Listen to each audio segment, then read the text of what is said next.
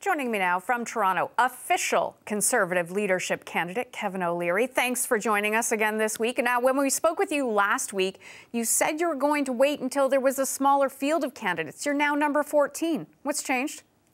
Well, of course, I'm disappointed. And you can see from last night's event, which was called a debate, but clearly that's not what happened. You have 13 people on a stage. Nobody can get any ideas out, and that's unfortunate. I would have thought by now it would have been reduced, but it hasn't happened. But I need time to sell memberships, so it didn't make any sense to delay. I'm reaching 1.2 million Canadians a week now through social media. I want to motivate them to think about joining our party and, of course, going through the leadership race and then ultimately swapping out Justin Trudeau, because most people have begun to realize he is failing. And it's a horrible feeling for Canada. Now, Mr. O'Leary, in a Toronto Life article last summer, you called the Conservative Party a bunch of losers, and you said being Prime Minister is the worst job in the country. So why do you want to lead the party?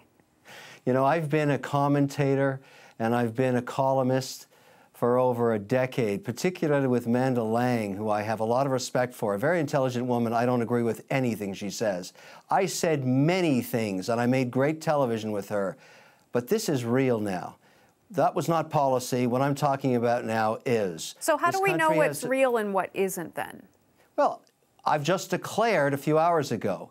I'm now talking about what it's going to take to get Canada growing at 3% because it's failing. It's clear to me and millions of other Canadians that Justin Trudeau doesn't know what he's doing. It's that simple. I'm sorry these are harsh words, but it doesn't distract from the fact that it's the truth. And we have to deal with it as Canadians.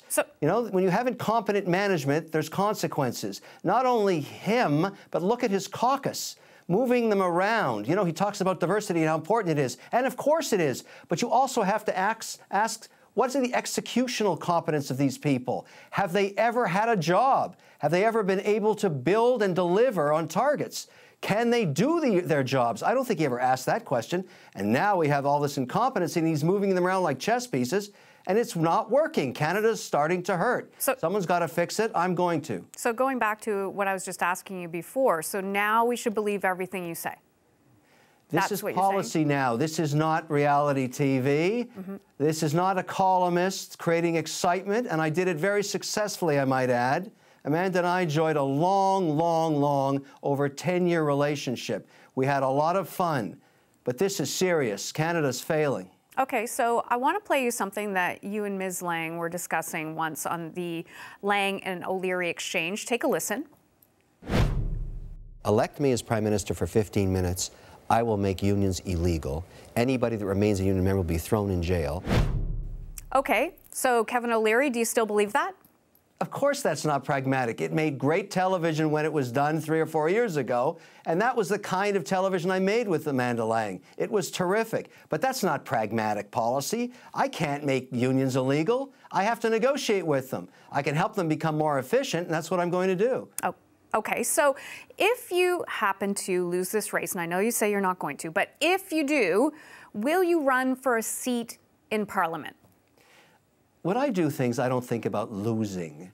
That's not who I am. I knew you were going to say that. When I do something, I bring my A game and I win. I'm not thinking just about the leadership. I'm thinking what it's going to take over the next 24 months to shine the light of transparency on Trudeau so he does as little damage for me so that until I can get to Ottawa and fix things. The more he does, the harder for me it is to fix. Here's the truth.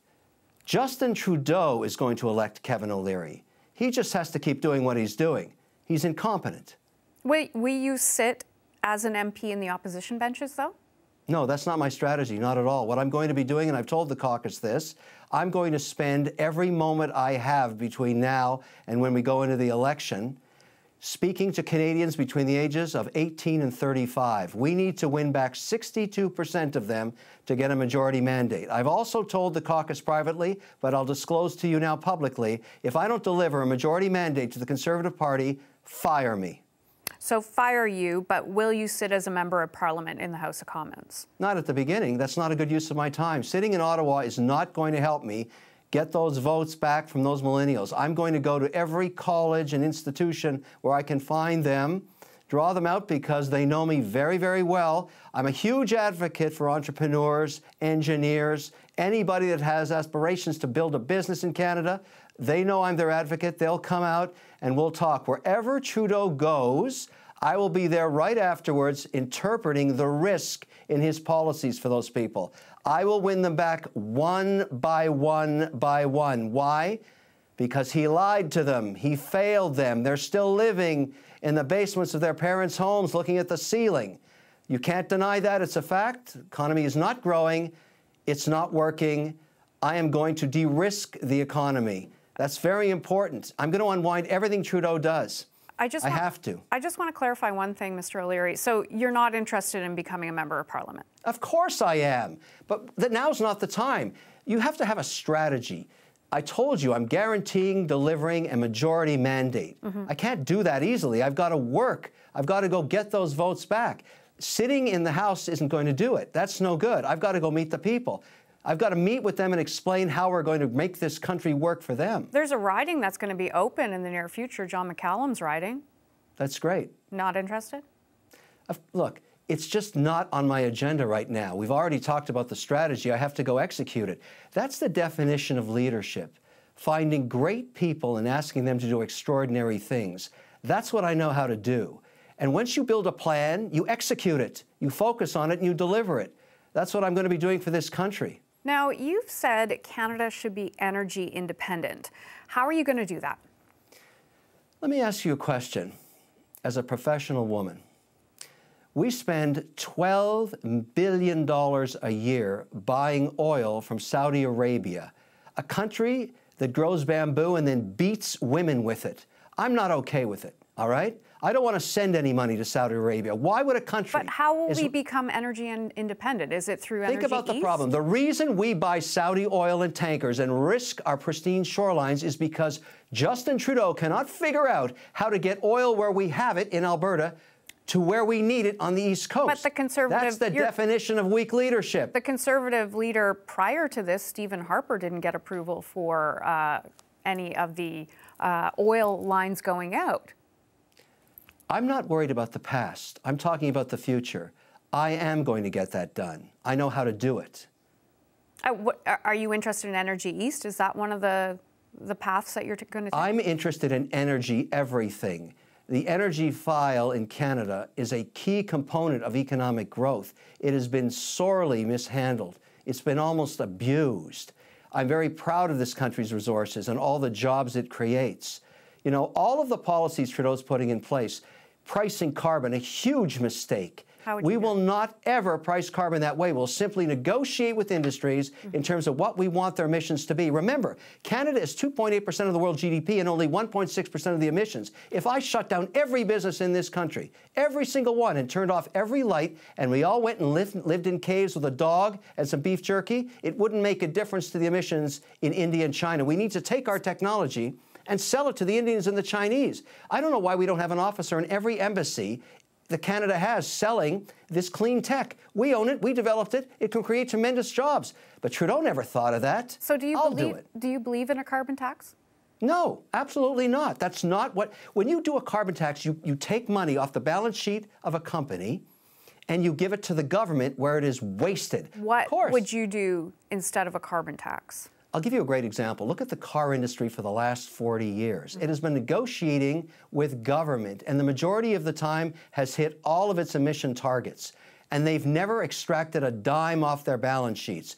I'm not at war with industry like Trudeau is. I'm pro-jobs, pro-growth, pro-capital attraction, all of those things. I don't want to go to war with where the jobs in Canada are created. I'll sit down with the automotive and the oil and gas industry and the pipeline industry, and I'll work it out with them in terms of what we have to do to meet our Paris Accord.